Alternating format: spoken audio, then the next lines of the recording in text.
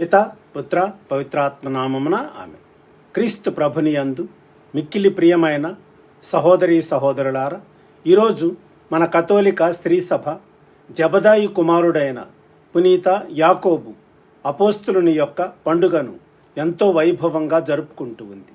యేసు ప్రభువు పిలిచిన మొదటి శిష్యులలో ఈయన కూడా ఒకరు.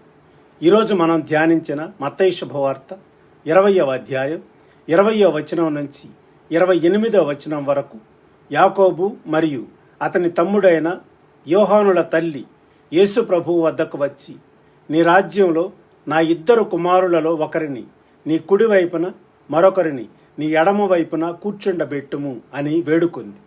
మానవ సహజమైన లోక ఆశలతో అధికార హోదా కోసం ఆ తల్లి చేసిన విన్నపానికి యేసు ప్రభువు ఎంతో లోతైన ఆధ్యాత్మిక సత్యాన్ని జవాబుగా ఇచ్చారు.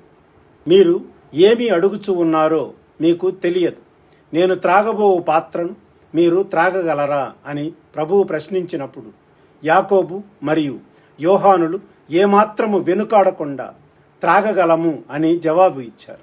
యేసు ప్రభువు చెప్పిన ఆ పాత్ర ఈ లోక భోగాలకు సంబంధించినది కాదు.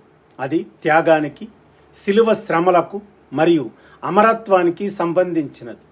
యేసు ప్రభు అన్నట్లే పునీత యాకోబు ఆ పాత్రను పూర్తిగా త్రాగారు. అపోస్తల చర్యల గ్రంథం 12వ అధ్యాయం 2వ వచనంలో వ్రాయబడినట్లుగా, హెరోదు రాజు చేతిలో క్రీస్తు నామం కోసం తల నరకబడి అపోస్తలులందరిలో మొట్టమొదటిగా వేద సాక్షిగా మరణించినటువంటి వ్యక్తి పునీత యాకోబు గారు. లోకంలో కుడి ఎడమల స్థానాల కంటే క్రీస్తు కోసం ప్రాణత్యాగం చేసి పరలోకంలో అత్యున్నతమైన స్థానాన్ని ఆయన సంపాదించుకున్నారు. మిగిలిన 10 మంది శిష్యులు ఈ ఇద్దరిపై కోపపడినప్పుడు యేసు ప్రభువు నాయకత్వానికి మరియు దైవిక గొప్పతనానికి ఒక క్రొత్త నిర్వచనాన్ని ఇచ్చారు. మీలో ఎవరైనాను గొప్పవాడు కాగోరిన ఎడల వాడు మీకు పరిచారకుడుగా ఉండవలయును. మీలో ఎవడైనను ప్రథముడు కాగోరిన ఎడల వాడు మీకు దాసుడుగా ఉండవలయును అని బోధించారు.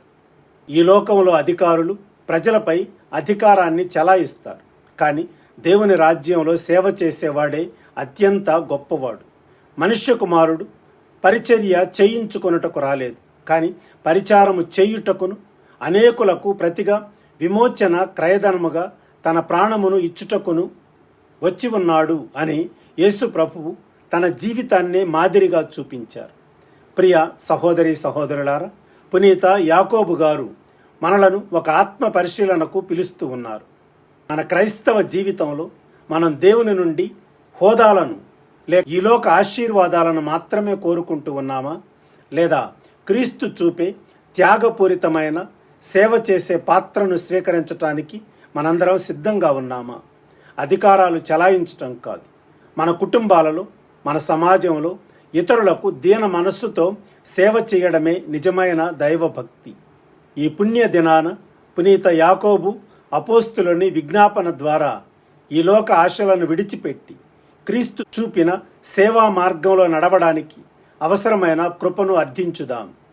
దేవుని సువార్త కోసం మన జీవితాలను సాక్ష్యంగా ఉంచుదాం.